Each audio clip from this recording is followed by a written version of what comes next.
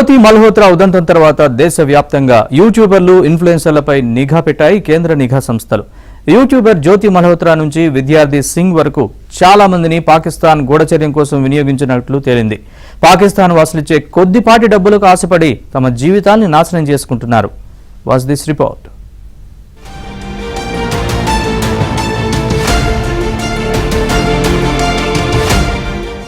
దేశద్రోహానికి పాల్పడ్డారన్న ఆరోపణలపై హర్యానా యూట్యూబర్ జ్యోతి మల్హోత్రాపై దర్యాప్తు ముమ్మరమైంది. కేసు దర్యాప్తును ఫెడరల్ యాంటీ టెర్రర్ ఇన్వెస్టిగేషన్ ఏజెన్సీకి అప్పగించే యోచనలో కేంద్ర హోంశాఖ ఉంది. భారీ కుట్ర దాగి ఉందని ఆ కుట్రను ఛేదించేందుకు మరిన్ని కోణాల్లో దర్యాప్తు అవసరమంటున్నాయి నిఘా వర్గాలు. ఈ కుట్రలో ఢిల్లీలోని పాకిస్తాన్ హైకమిషన్ అధికారులు, పాకిస్తాన్ ఇంటెలిజెన్స్ ఆపరేటివ్, పీఐఓ పాత్ర ఉందని భావిస్తున్నాయి దర్యాప్తు సంస్థలు. హైకమిషన్ అధికారులు, పీఐఓల పాత్రను నిగ్గు తేల్చేందుకే యాంటీ టెర్రర్ ఇన్వెస్టిగేషన్ ఏజెన్సీకి అప్పగించాలనుకుంటోంది కేంద్ర హోంశాఖ. గూఢచర్యం ఆరోపణలపై జ్యోతి మల్హోత్రాని హర్యానా పోలీసులు అరెస్టు చేశారు. ఆమెను విచారిస్తున్న సమయంలో చాలా కీలక సమాచారాన్ని సేకరించాయి దర్యాప్తు సంస్థలు. పలు దేశాల్లో జ్యోతి మల్హోత్రా పర్యటించింది. పాక్ పర్యటనలో ఆ దేశ భద్రతాధికారులతో భేటీ అయ్యింది. Pakistan, China, Bangladesh, Dubai, Thailand, Bhutan, Nepal, Indonesia ఒకటేమిటి అనేక దేశాల్లో పర్యటించి 400కు పైగా వీడియోలను అప్లోడ్ చేసింది. ఈమె పాకిస్తాన్, చైనా, బంగ్లాదేశ్, దుబాయ్ లో విస్తృత పర్యటనపై మరిన్ని వివరాలను సేకరిస్తున్నాయి దర్యాప్తు సంస్థలు.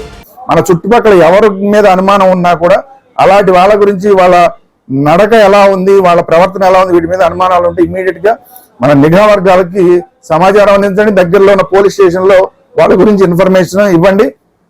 ఇది ప్రతి ఒక్కళ్ళు కూడా చేయాల్సింది. పూర్తి స్థాయిలో ప్రభుత్వాలే చేయాలంటే మాత్రం నిఘా వర్గాలని మనం ఈ స్లీపర్ సెల్స్ ని మనం అణిచివేయడం అనేది సాధ్యం కాదు. మొత్తం దేశవ్యాప్తంగా వీళ్ళందరూ ఉన్నారు కాబట్టి ప్రతి ఒక్క పౌరుడు కూడా తన పక్కవాడి మీద ఒక కన్నేసి ఉంచాల్సిన పరిస్థితి ఇప్పుడు ఈ ఇండియా పాకిస్తాన్ యుద్ధ సందర్భంగా ఖచ్చితంగా కనబడుతోంది. అందరి మీద జాగ్రత్తగా గమనిస్తూ ఉండండి. ఏమాత్రం అనుమానం వచ్చినా కూడా ఒక పౌరుడిగా మన బాధ్యత పోలీస్ స్టేషన్కి వెళ్ళి వాళ్ళ గురించి ఇన్ఫర్మేషన్ చెప్పడం. ఇది ప్రతి ఒక్కళ్ళు చేయాలి. బోర్డర్లో సైనికులు మాత్రమే కాదు, మనం కూడా సైనికుల్లాగా పనిచేయాలి. జ్యోతి డైరెక్ట్ గా పాక్ ఇంటెలిజెన్స్ ఆపరేటివ్స్ కోసం పనిచేశారని, అందుకు ఆధారాలున్నాయని దర్యాప్తు సంస్థలు స్పష్టం చేశాయి. 2018లో జ్యోతి మల్హోత్రా పాస్పోర్టు పొందగా దాని గడువు 2028 వరకు ఉందని చెప్పారు. ముందుగా ఢిల్లీలోని పాకిస్తాన్ కమిషన్ లోని అధికారి ఇషాన్ ఉర్ రహీం అలియాస్ డానిష్ తో టచ్ లోకి వెళ్లాక ఆమెకు డానిష్ నే పాకిస్తాన్ లో వసతి మీటింగ్స్ ఏర్పాటు చేశారు. పాకిస్తాన్ లో అక్కడ భద్రతా అధికారులతో షాకీర్, షాబాజ్ తో భేటీ అయినట్లు తేలింది. అత్యంత సున్నితమైన సమాచారాన్ని జ్యోతి మల్హోత్రా పాక్ కు చేరవేసిందా అనే దిశగా దర్యాప్తు సంస్థలు చెప్పాయి. మరోవైపు గూఢచర్యంపై గత 2 వారాలుగా ఉత్తరాది రాష్ట్రాల్లోని పలు ప్రాంతాల్లో 14 మందిని అరెస్టు చేశారు. ఉత్తరప్రదేశ్, పంజాబ్, హర్యానాకు చెందిన ఈ 14 మంది పాకిస్తాన్ కు గూఢచారులుగా పనిచేస్తున్నారని దర్యాప్తులో వెల్లడైంది. पाकिस्तान को हमारी सीक्रेट इन्फॉर्मेशन लीक करते थे और इन्होंने पंजाब, हिमाचल और जे&के से जो हमारी आर्म्ड फोर्सेस और सिक्योरिटी फोर्सेस की इंफॉर्मेशन है, ये इन्होंने वहाँ लीक की थी. इनको पाकिस्तानी जासूस, ये हाँ, ये बिल्कुल पाकिस्तानी जासूस ही है जी. ये लोग जो इस चीज़ों में इन्वॉल्व होते हैं पाकिस्तानी जासूस ही हैं. इन्होंने हमारे देश के साथ गद्दारी की. एक इंटेलिजेंस बेस्ड ऑपरेशन था जिसमें गुरदासपुर पुलिस को बहुत बड़ी सक्सेस मिली है और इन दोनों लोगों को अरेस्ट किया है. और ये सीधे तौर से ISI से इन टच में थे. और ये स्पेशली जो हमारा पहलगाम अटैक होता है उसके बाद ISI इनको एक्टिव करती है और ऑपरेशन सिंदूर के बाद तो इनको ज़्यादा एक्टिव करती है कि आप ये इन्फॉर्मेशन हमें कलेक्ट करके भेजो. और ये लोग ये कर रहे थे और इनके तकरीबन 1 लाख रुपया ट्रांजैक्शन भी इनको हुई है इस काम के बदले में.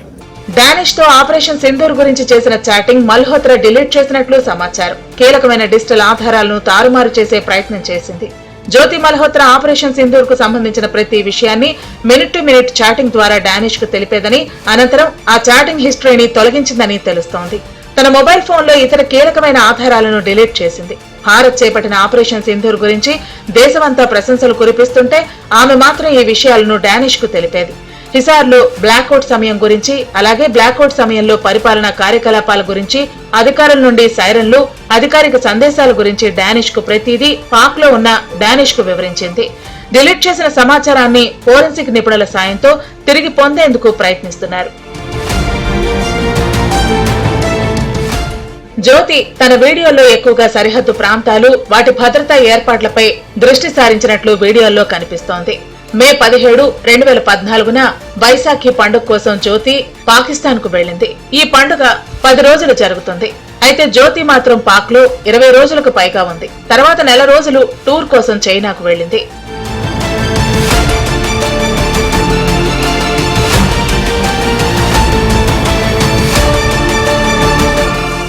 గూఢచర్యానికి హబ్ గా ఢిల్లీలోని పాకిస్తాన్ హైకమిషన్ హబ్ గా మారింది. రాయబార కార్యాలయం పేరుతో భారత్ లో ఒక గూఢచర్య హబ్ ను పాక్ ఏర్పాటు చేసి తన కార్యకలాపాలు నిర్వహించసాగింది. భారతదేశం పాకిస్తాన్ ఉద్రిక్తతల తర్వాత ఢిల్లీలోని పాకిస్తాన్ రాయబార కార్యాలయాన్ని సంప్రదించిన తర్వాత తేలిగ్గా డబ్బు సంపాదించాలన్న ఉద్దేశంతో గూఢచారులుగా మారారు. అందమైన అమ్మాయిలను సైతం హైకమిషన్ వారికి ఎరవేసింది. హర్యానా విద్యార్థి దేవేందర్ సింగ్ హనీ ట్రాప్ లో చిక్కుకుని సైనిక స్థావరాల వివరాలు పాక్ పంపించాడు.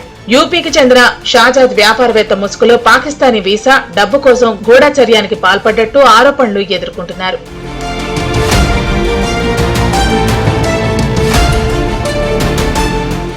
జ్యోతి ఉదంతంతో ట్రావెల్ వ్లాగింగ్ చేసేవారు చాలా జాగ్రత్తలు తీసుకోవాల్సిన అవసరం ఉంది. లేకపోతే జీవితాలే నాశనం అవుతాయి. విదేశాల నుంచి వచ్చే యాడ్స్ నుంచి షూట్ చేసే ప్రాంతాల వరకు కేర్ఫుల్ గా ఉండాలి. ట్రావెల్ బ్లాగర్ జ్యోతితో పాటు ఆమె స్నేహితులు 5గురు జైళ్లలో గడపాల్సి వచ్చింది. దేశానికి ముప్పు కలిగించే ఏ సమాచారాన్ని మీ వీడియోలో రికార్డ్ చేయకుండా ప్రత్యేక దృష్టి పెట్టాలి. సైనిక, ప్రభుత్వ లేదా వ్యూహాత్మక సమాచారాన్ని ఎప్పుడూ పంచుకోవద్దు. సరిహద్దుల దగ్గర ఫోటోలు, వీడియోలు లేదా ఇతర సమాచారం బ్లాగ్ లో చూపించకూడదు. శత్రు దేశాల్లో ప్రయాణిస్తున్నప్పుడు మొబైల్, ల్యాప్టాప్లకు తెలియని వైఫై నెట్వర్క్లను ఉపయోగించకూడదు. అలా చేస్తే హ్యాకర్లు మీ డివైసెస్ లో సమాచారాన్నంతా కొట్టేసి శత్రు దేశాలకు ఇచ్చే అవకాశం ఉంది. మీ సమాచారం దుర్వినియోగం అవుతుంది. ఎవరైనా సోషల్ మీడియా ద్వారా లేదా ఈమెయిల్ ద్వారా సంప్రదించి గూఢచర్యం చేయమని అడిగితే నో చెప్పి అలాంటి వాటిపై పోలీసులకు ఫిర్యాదు చేయాలి. గూఢచర్యం కేసులో నేరం రుజువైతే 3 ఏళ్ల నుంచి జీవిత ఖైదు వరకు శిక్ష పడే అవకాశం ఉంది. Just be careful.